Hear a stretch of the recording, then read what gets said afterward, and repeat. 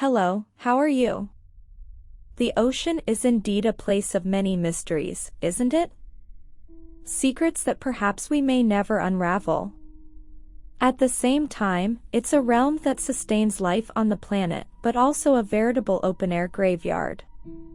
A resting place not only for the marine animals, but also for thousands of vessels and even human bodies that were never found.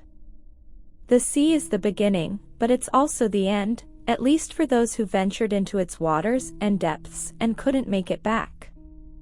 Regarding the Titanic, we know that the ocean liner became famous for its size and the luxurious category it boasted. Unfortunately, and more notably for this reason, due to the tragic accident that took it to the bottom of the North Atlantic between the night of April 14 and the early morning of April 15, 1912. The luxurious passenger ship, constructed by the British company White Star Line, had departed from Southampton, England, bound for New York in the United States. About 600 kilometers from the coast of Terra Nova, Canada, already in its final stretch, the Titanic collided with an iceberg, causing severe damage to the ship's hull, resulting in the sinking and the death of about 1,000 people. The media of the time reported the disaster prominently, detailing the sinking, the testimonies of survivors, and the official investigations. Some newspapers also criticized the lack of sufficient lifeboats, the negligence of the captain and crew, and the arrogance of the White Star Line in claiming that the ship was unsinkable. The company, in turn, tried to downplay responsibility for the incident, stating that the Titanic followed existing safety regulations and that the accident was caused by a combination of unforeseeable factors. However, over the years, other theories have emerged trying to explain the tragedy of the Titanic.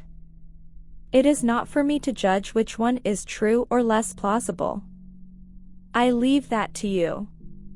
No judgments, but at least share your opinion, okay? One of these theories is the fire theory. It suggests that a fire in the boiler room weakened the ship's structure, contributing to its sinking. The fire would have started before the Titanic's departure and continued for several days without informing the passengers. Additionally, the fire would have led the captain to speed up the ship to reach the destination faster, increasing the risk of colliding with the iceberg. Is it possible that the company would risk the lives of so many passengers and its own reputation just to fulfill an agenda? Well, conspiracy theories couldn't be left out, especially from such a grand and catastrophic event.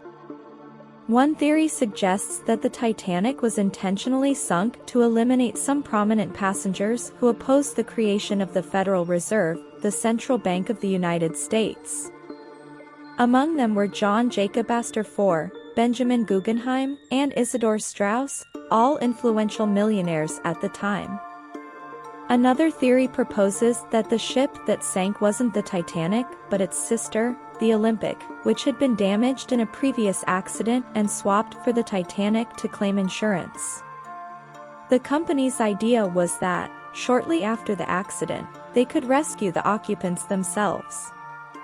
However, things didn't go as planned, and time was certainly not on their side. And then there's a somewhat peculiar theory. What about the curse theory? This theory attributes the Titanic's sinking to a supposed curse cast by an Egyptian mummy on board. The mummy is said to be Princess Amenare, whose sarcophagus was purchased by a British collector and was being transported on the Titanic. The theory claims that the mummy caused a series of misfortunes to its previous owners and triggered the maritime disaster as a form of revenge. Whether this is true or not, it certainly stayed at the bottom of the sea, along with the stories of the victims of that unfortunate shipwreck caused by a grotesque human error. Witness the tragedy of the Titanic. The area around it, approximately 800 meters in diameter, began to unveil not just a chaotic but immensely sorrowful scene from the moment the initial dives were made in the vicinity. When the wreckage was discovered in 1985, personal belongings, furniture, dishes, clothes, shoes, and even mummified bodies of victims were found in the Titanic graveyard.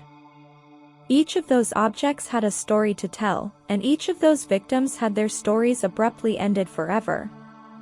This kind of underwater necropolis is unfortunately more common than we might imagine. It wasn't only the Titanic sinking that turned into a cemetery in the North Atlantic.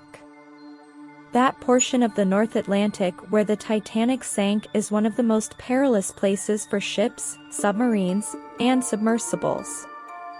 The region has long been known for the staggering number of shipwrecks and other maritime fatalities that have occurred over the years in its deep and turbulent waters, and sadly, these incidents continue to happen.